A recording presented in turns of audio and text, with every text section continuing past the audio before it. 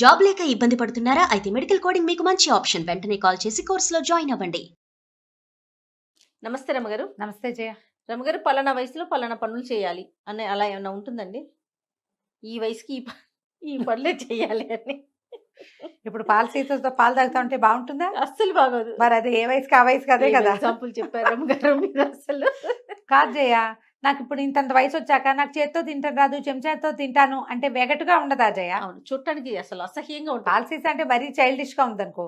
నాకు అది రాదండి.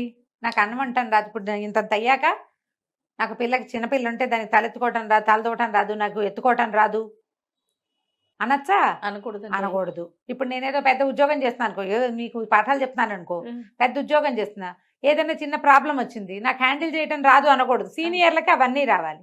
కాబట్టి ఏ వయసుకి రావాల్సిన ఆ వయసుకి రావాల్సిందే. మనం చెప్తాం ఏ వయసు కావాలి ముచ్చటని కదా. ముచ్చట్లు పక్కన పెడితే అమ్మా, ప్రతి వయసుకి నేర్చుకోవాల్సినవి కొన్ని ఖచ్చితంగా కనపడుతూ ఉంటాయి జయ.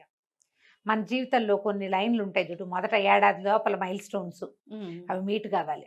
మైల్ స్టోన్స్ మీట్ అయ్యారా? ఇదో ప్రశ్న. అవును, అవునా కాదా? ఈ మైల్ స్టోన్స్ మీట్ అవ్వటం 15-18 నెలలు వచ్చినా పిల్లాడు నుంచోలేదనుకో, తేడా ఉన్నట్టేనా? అంతే. మాటలు రాలేదనుకో, తేడా ఉన్నట్టేనా? పళ్ళు రాలేదనుకో, అవునా? అవునండి. సరే, అక్కడి నుంచి దాన్ని ఏదో సెట్ చేస్తాం. 3వ ఏడో 4వ ఏడో వచ్చింది, వాడికి మాటలు రాలేదు. స్పీచ్ థెరపిస్టులు, డాక్టర్లు ఒకటి పరిగెడతాం. 5వ ఏడుకి ఎంత చెప్పినా వాడికి ఇది రాయటం రావట్లేదు. ఇష్యూ. నాకు రాపోయినా నాకైనా ఇష్యూనే, అంతే. ఎవరికైనా అంతే. 5 ఏళ్ళు 10 ఏళ్ళకి వాడికి ఏం చెప్పినా సరే అక్షరాలు మిస్ అయిపోతున్నాడు. డిస్లెక్సియానో ఏదో అంటారు. ఒక అక్షరానికి ఒక అక్షరం చదువుతున్నారు, రాయటం రాదు, కుదురుగా ఇక్కడ మొదలుపెట్టి హైదరాబాద్లో మొదలుపెట్టి అమెజాన్ వెళ్తామంటారు. అమెజాన్ అడవుల్లోకి వెళ్ళిపోతుంటుంది అది, అక్కడికి ఎక్కడికో. మరి కష్టం. ఇట్లా ఇప్పుడు కూడా ఇబ్బందే. ఇప్పుడు 5 ఏళ్ల లోపల కొన్ని ఖచ్చితమైన లెక్కలు ఉన్నాయి. అవి జరగాలి. ఆ లోపల నడవాలి, మాట్లాడాలి, పేరు పెట్టి పిలిస్తే పలకాలి, కళ్ళల్లోకి చూడాలి, చెప్పిన మాట వినాలి, అది బట్రా, ఇది తీసుకురా, ఇది వాళ్ళని పిలుచుకురా అంటే అవన్నీ చెయ్యాలి పనులు. ఇది అమ్మకిచ్చిరా, ఇది నాన్నకిచ్చిరా, తాతయ్యకి ఇచ్చిరా అంటే ఇచ్చి రావాలి. అవునండి. అక్కడి నుంచి స్కూల్కి వెళ్ళి ఏడవకుండా అక్కడ ఏం చెప్పారు ఎంతో కొంత విని ఎంతో కొంత మనకి చెప్పాలి. వాడు అక్కడ వింటాడు, మనకేం చెప్పడు. ఇది కూడా ప్రాబ్లమే. అవును, చెప్పేలాగా చేసుకోవాలి. లేదా ప్రశ్నించి, కొంతమంది వాళ్ళు ఏమైనా తెలుసా స్కూల్లో అని కబుర్లు చెప్పేస్తాయి కొన్ని చిలకలు. ఒక్కో చిలక మాట్లాడి నోరు మూసి కూర్చుంటుంది. దాన్ని మనం ప్రశ్నించి ఆన్సర్ తెప్పించాలి. ఆన్సర్లు వస్తే ఓకే. వాడు ఏం చెప్పినా ఏం అడిగినా సమాధానం చెప్పట్లేదంటే కొంచెం ఆలోచించుకోవాలి. ఇక ఈ 5 పోయాక ఇంకా 10 ఏళ్ల లోపల 10 ఏళ్ళకి కొంచెం లెక్కలు, కూటికలు, తీసివేతలు, ఇంగ్లీషు, తెలుగు, హిందీ, సంస్కృతం ఏదో ఒకటి వాళ్ళకి ఏముంటే అవి కొన్నైనా రావాలి. మనం ఏదైనా ఒకటి చెప్తే దాన్ని మళ్ళీ కొంచెం మార్చైనా మనకి చెప్పగలగాలి. అది రాకపోతే నేర్పించాలి. దీంతో పాటుగా మనం 5 ఏళ్ల లోపలే పిల్లలకి అన్నం తీసుకుని తినటం రావాలి, బాత్రూమ్కి చెప్పడం రావాలి, వెళ్ళటం రావాలి, వాళ్ళే వాష్ చేసుకోవడం రావాలి. 10వ ఏడు లోపల నీళ్లు పోసుకోవడం, స్నానం చేయటం, తలకాయ రుద్దుకోవటం.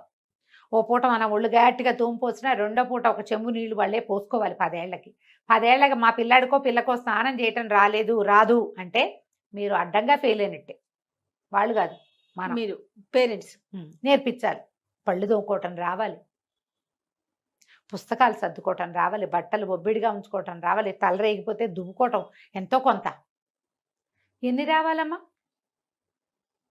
ఓల్డ్ రావాలి. 10 ఏళ్ళకి వాకిట్లో పక్కింటికి వెళ్ళి ఏమైనా తేవటం, పక్కనే ఏమైనా షాప్కి వెళ్ళి ఏమైనా కొనుక్కు రావటం, తమ వెనకాల చిన్నపిల్లలు ఉంటే వాళ్ళని కాస్త కూస్తా చూసుకోవటం కూడా రావాలి. రాత్రిపూట నిద్రలో లేచి బాత్రూమ్కి వెళ్ళటం రావాలి. వాడి పక్క వాడు కొంచెం సరిగా వేసుకోక్కర్లా, మనమే వేస్తాం. కనీసం ఇది నాది అని చెప్పడం చేత కావాలి. ఇది నాది, నేను ఇది, నాకు ఇది ఇష్టం అని చెప్పడం రావాలి. ఎప్పుడు నువ్వు ఏది పెడితే అది తినేస్తూ ఉండాలని అనుకోకూడదు. పిల్లవాడికి సొంత టేస్ట్లు, పిల్లకి సొంత ఆలోచన 10 ఏళ్ళకి రావాలి.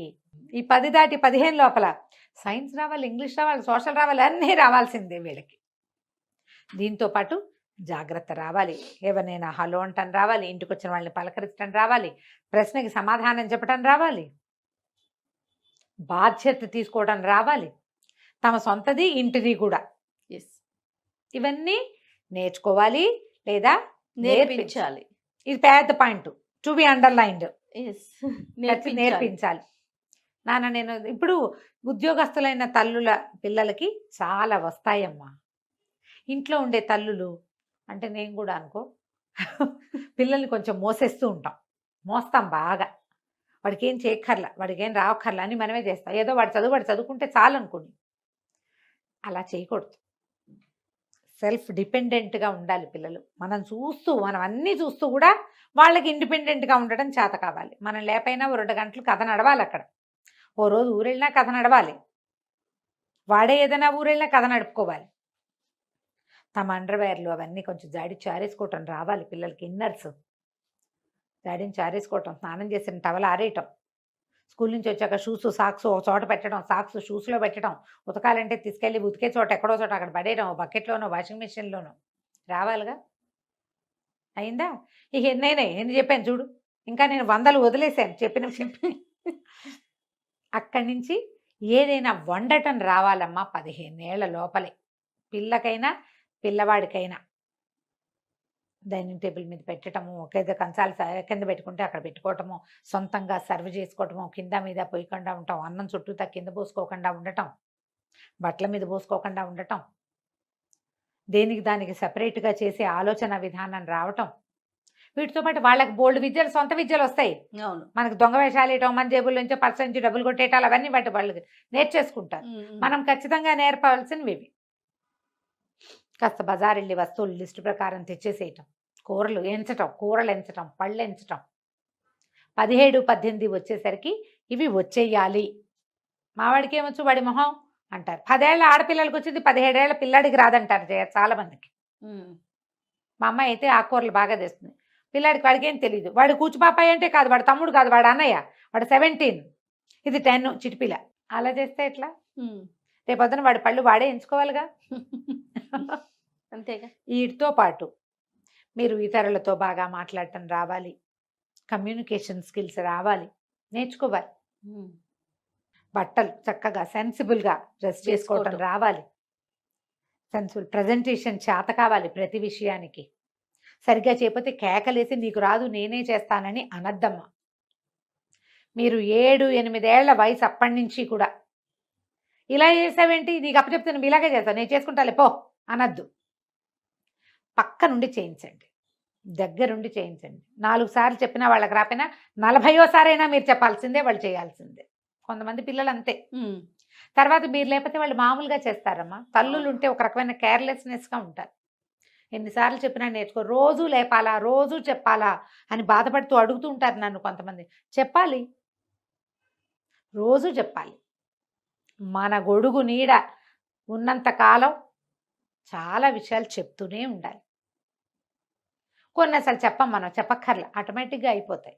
క్రమంగా పిల్లలు ఎప్పుడెప్పుడు మన చేతుల నుంచి వెళ్ళిపోయారో మనం ఊహించలేం కూడా. వాళ్ళ సంగతి అయిందా, ఇప్పుడు మన సంగతి కొద్దాం.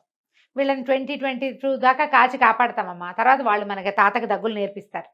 అమ్మ నీకు క్యాబ్ బుక్ చేసుకోవడం రాదు, అమ్మ నీకు బ్యాంక్కి వెళ్ళటం రాదు, అమ్మ నువ్వు అదేదో ఆన్లైన్ బుక్ చేసుకోలేవు, షాపింగ్ తెలీదు, నీకు డ్రెస్ సెన్స్ తెలీదు, నీకు అదేదో తెలీదు, ఇది కూడా రాదు, ఈ యాప్ అప్లికేషన్ ఎట్లా, ఐ మొబైల్ ఎట్లా పెట్టుకోవాలి, శాంసంగ్లో ఫోన్లలోనే డబ్బులు పెట్టుకునేది వ్యాలెట్లు అది ఎట్లా చేయాలి, నీకు రావు. అప్పుడు నువ్వేం చేస్తావు, ఈ 22 ఏళ్ల పిల్లాడో 18 ఏళ్ల పిల్లాడో మంచి గట్టివాడైతే పిల్లో దాని దగ్గర నేర్చుకుంటావు. అప్పుడు మనం ఇవి నేర్చుకోవాలమ్మా.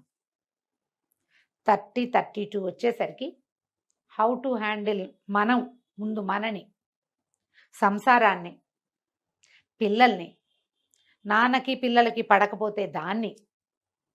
ఎప్పటికప్పుడు కొత్త పాఠమే కదా జయ. పైగా ఏ పిల్లకి ఆ పిల్ల యూనిక్ కదా. పెద్దమ్మాయితో హ్యాండిల్ చేసినట్టుగా పెద్దమ్మాయికి 22 ఏటే పెళ్లి చేసేస్తారు, చిన్నమ్మాయికి 28 అయినా పెళ్ళి అవ్వదు. అది వెందు మాట. ఆ పెద్దదేమో మన మీద పడి ఏడుస్తుంది, దాన్నేమో చిన్నప్పుడే పెళ్లి చేశారు, ఇది ఇంత వయసు వచ్చినా దీన్ని కూచిపాపాయిలాగా చూస్తున్నారు అంటుంది. అది వెందు. ఎన్ని ఇళ్లలో చూస్తాం జయ మనం. అవునండి. పెద్ద పిల్లలు మాత్రం కామ్గా ఉంటారు, వీళ్ళకి భయం వాళ్ళకి భయం, పెళ్ళిళ్ళు చేసేస్తారు. చదువులు కూడా చదువులు వాళ్ళ ఏర్పాట్లు అన్నీ ఒక రకంగా ఉంటాయి. రెండో వాళ్ళ దగ్గరకు వచ్చేసరికి అట్లా ఉండదు. మనం రెండో వాళ్ళని హ్యాండిల్ చేయటం నేర్చుకోవాలి.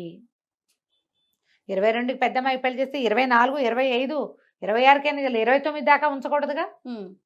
కొంచెం ఇట్లా ఆలోచించాలి, మనం నేర్చుకోవాలి. అక్కడి నుంచి మనం సొంతంగా ఉండటం. దీంతో పాటు ఇంకొకటి ఉంది, ఎంప్టీ నెస్ట్ సిండ్రోమ్. ఎప్పుడైనా విన్నావా నువ్వు ఇది? వినలేదండి. వినలేదు, వినాలి. ఇప్పుడు వీరికా మీ పిల్ల చిన్నపిల్ల కాబట్టి నీకు తెలియదు. 18, 20, 22 వచ్చేసరికి పిల్లలు ఇద్దరు బయటికి వెళ్ళిపోతారు జయ.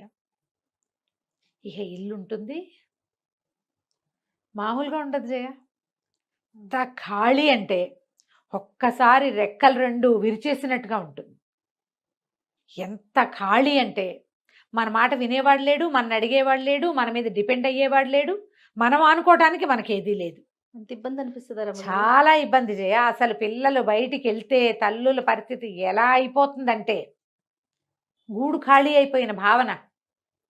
దాన్ని కరెక్ట్గా మా ఫ్రెండ్ ఒకరు ఒక వాక్యం చెప్పారు తెలుసా, 24 గంటలు నొప్పులు తీసి, ఇది నార్మల్ డెలివరీ వాళ్ళకే తెలుస్తుంది, ఒక్కసారి పిల్ల బయటికి వచ్చేసరికి, బేబీ బయటకు వచ్చేసరికి తల్లిట కాళ్ళు చేతులు తేలిపోతాయిట. ఆ భావన నాకు 100 సార్లు కలుగుతుందండి, మా అమ్మాయి వెళ్ళిపోతుందని తలుచుకుంటే అంటారు. అది ప్రపంచంలోకి వెళ్ళిపోతుంది. ఆ పిల్లలు ప్రపంచంలోకి వచ్చినప్పుడు ఎట్లా అయిపోతుందంటే ఒళ్ళు సడన్గా పొట్టలో బరువంతా పోతుంది కదా. అంత ఒక రోజు ముందంతా మనం నడిచిన వంకర నడక నార్మల్ అయిపోతుంది. హ్యాండిల్ చేయలేదు. పోస్ట్ పార్టం చాలా పెద్ద సమస్య. అది సేమ్ ప్రాబ్లము మనం పిల్లలు పెద్దవాళ్ళు అయ్యాక ఈ కాలేజీల్లో చేరినప్పుడు, ఉద్యోగాల్లో చేరినప్పుడు, పెళ్ళిళ్ళు అయినప్పుడు అనుభవిస్తాం. మళ్ళీ ఒంటరిగా ఉండటం నేర్చుకోవాలి. నాకు కూడా తెలుసు అది.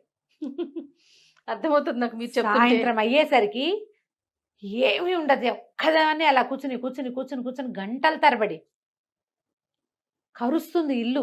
ఇంకా మీరే అంటే నేను ఇంత స్టూడియోకి busy- వచ్చే మీరే అలా అంటంటే ఇన్ని ఫోన్ కాల్స్ ఇంతమందిని హ్యాండిల్ చేస్తూ అయినా సరే ఏ పిల్లాడికి ఆ పిల్లాడే ఒకడున్నాడు కదా అనిపించదు. అంతే కదా రమ్మగారు. అనిపించదు. ఇది పెద్దది. దీన్ని మనం హ్యాండిల్ చేయటం నేర్చుకోవాలి. చాలా మంది ఏం చేస్తారంటే ఒక నేర్చుకోలేని విషయం ఏంటంటే పిల్లలు పుట్టేసరికి భర్తలతో స్నేహం మానేస్తారు జయ. హస్బెండ్తో ఫ్రెండ్షిప్ ఉండదు. పిల్లలు తల్లి ఒక పార్టీ, తండ్రి వేరే పార్టీ. ఒక వర్జ్య పదార్థంలాగా వదిలిపెడతారు. వీళ్ళే కలిసి ఉంటారు, వాళ్ళే కలిసి వస్తారు, వాళ్ళే మాట్లాడుకుంటారు, నాన్న మీద అన్ని వీళ్ళే చెప్పుకుంటారు. ఇద్దరు ఏమంటారంటే బాధితులుగా ఉంటూ ఉంటారు పాపం. దాంతో ఎవరి వల్ల ఈ సంతానం కలిగిందో ఆయన వదిలేస్తారు పాపం. మగవాళ్ళ మీద ఎప్పుడు జాలిపడాలి చేయ. ఈ విషయంలో మాత్రం తల్లి పిల్లలు ఏకమైపోతారు. అసలు ఆ తండ్రి అనేవాడు లేకపోతే వీళ్ళకి బంధం ఎట్లా కుదిరింది? అది తట్టదు. నా పిల్లలు అనిపిస్తుంది. నువ్వు ఒకదానివి ఎక్కడి నుంచి తెచ్చావు అది తట్టదు, అసలు ఆ బుగరాదు. పిల్లలు కూడా తల్లి మీద చాలా ఎక్కువ ఉంటుంది. తల్లి మీదే జాలి పడతారు. తల్లి పాపం అమాయకురాలు అనుకుంటారు. ఎంత తెలిసినా తల్లే విక్టిమ్ కావా, తల్లే కష్టపడుతున్న దానిగా కనపడుతుంది.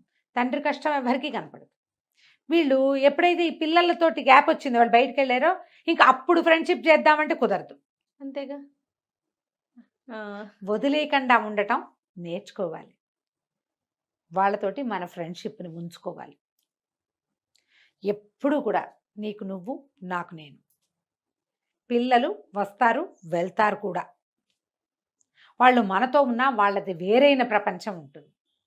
ఈ నీకు నువ్వు నాకు నేను అనేది నువ్వు ఎంత ఫ్రెండ్షిప్ చేస్తావు, ఎంత ఫ్రెండ్షిప్ చేయించుకుంటావు. అవతల వాళ్ళకి నువ్వు ఎముకబలి ఏదో అందరూ మంచివాళ్ళుగా హాయిగా సంతోషంగా ఉంచేవాళ్ళుగా ఉండరు, రకరకాలుగా ఉంటారు. ఎవరి రకం వాడిది. అంతేగా. సాధ్యమైనంత చెడగొట్టుకోకుండా ఉండటాన్ని నేర్చుకోవాలి. విద్య కాదు ఇది, విధానం. మనం అది అవలంబించాలి.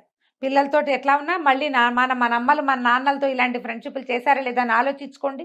లేకపోతే మనకి నాన్న ఉండడు కదా కదా. ఇది ఆలోచించి దీన్ని ప్లాన్డ్గా నేర్చుకుని ఎట్లా తండ్రి పిల్లల మధ్య మనం వారధిగా ఉండాలో నేర్చుకోవాలి. దీంతో పాటు ఈ కాలానికి అవసరమైనవన్నీ క్యాబులు బుక్ చేసుకోవటాలు, బ్యాంకులకి వెళ్ళటాలు, సామాన్లు తెచ్చుకోవటాలు, బుక్ చేసుకోవటాలు, ప్రయాణపు టికెట్లు బుక్ చేసుకోవటాలు, ప్రయాణం చేయటాలు. నేను ఒంటరిగా ప్రయాణం చేయలేకే కదా జయ అమెరికా ప్రయాణం మానేశాను నేను. అవును. నేను రోజు అనుకుంటూ ఉంటా. నేను పదే ఎందుకు అనుకుంటానంటే నెక్స్ట్ టైం ఈ పొరపాటు చేయకుండా ఉండడం కోసం. మనం మానేసుకుని అది కోల్పోయామనిపిస్తూ ఉంటుంది మనకి. మానేయద్దు, అన్నీ నేర్చుకోండి. ఏ వయసైనా నేను ఒంటరిగా ఉండగలను అనేది నేర్చుకోండి. నా మీద నేను ఉంచుంటానని నేర్చుకోవాలి. చుట్టుపక్కల వాళ్ళతో స్నేహంగా ఉండటం నేర్చుకోండి. మన వాళ్ళు ఎవరైనా ఉంటే వాళ్ళని మనతో ఉండటం నేర్చుకోవాలి. ఎన్ని ఉన్నాయి జయ, ఎన్ని ఉన్నాయి. నిత్య విద్యార్థులమే. ఎంతసేపు మనం విద్యార్థులుగానే ఉండాలి. అంతే కదా రమ్మగారు. పక్క వాళ్ళతో ఏదో చెడిపోయింది, కోపప్ చేయండి వాళ్ళతో, మళ్ళీ అది నేర్చుకోవాలిగా. నేను ఓసారి గొడవ వస్తే నేను మొహం చూడండి అంటే రేపొద్దున మీ వాళ్ళంతా వెళ్ళిపోతే ఈ ఇంట్లో పడి నువ్వు ఒకదానివే ఉంటావు. మరి అంతేగా, అప్పుడు ఎట్లా? అప్పుడు చేయాలిగా. అందుకని ఇవన్నీ మనం నిత్య విద్యార్థులుగా నేర్చుకోవాల్సిందే, ఏ వయసులో అయినా సరే. ఇంకా చాలా ఉన్నాయి అనుకుంటాను కదా రమ్మగారు. నేను చాలా తక్కువ చెప్పా. ఇప్పుడు నేను చెప్పింది ఒక జీవితానికి అవసరమైన విషయాలలో 2 వంతులు చెప్పా. ఓకే, 2% నేను చెప్పింది, వంతు కాదు. వంతు అంటే సగం అయిపోతుంది కాదు, 2% చెప్పాను నేను. ఒక జీవితానికి అవసరమైన వాటిలలో 2% నేను చెప్తే కనీసం 50% అయినా మీరు నేర్చుకుంటే మీ లివింగ్ బాగుంటుంది. ఆలోచించండి. తప్పకుండా రమ్మగారు, తప్పకుండా. చాలా చాలా చాలా ఇంట్రెస్టింగ్ అనిపించింది నిజంగా. ఇన్ని నేర్చుకోవాలి కదా, ఇన్ని మైల్ స్టోన్స్ మనం చేసేస్తాం, మనం జరిగిపోతా ఉంటాయి. కానీ కొన్ని రావు మనకి. ఇప్పుడు నా పాయింట్ ఏంటంటే మీకు ఏది రాదో అది ఆలోచించండి, దాని మీద అది నేర్చుకోండి. మా సంపత్ బావ చిన్నప్పుడు ఎప్పుడు భోజనం కంచం పెట్టినప్పుడు పెరుగన్నానికి ఎక్కువ పెట్టేసేది మా అక్కయ్య. అక్కయ్య ఇంత పెట్టావు అన్నం అంటే ఎక్కువైంది ముందు తినేవే అనేవారు. సెపరేట్ చేస్తే ఎక్కువైంది ముందు తింటే పొట్ట పట్టుతుందా అన్నారు కాబట్టి చచ్చినట్టు తినేదాన్ని నేను. ఎప్పుడు నేను గుర్తు చేసుకుంటా, ఎక్కువ ఏదైందో అది ముందు చేసేయాలి మనం. అది మనకి ఏది రాదో అది ముందు నేర్చుకోవాలి, అది అవసరంగా తెలుసుకోవాలి మనం. అదే నేర్చుకోవటం ఇంకా. అంతే. సూపర్ అమ్మగారు. నమస్తే. నమస్తే జయ.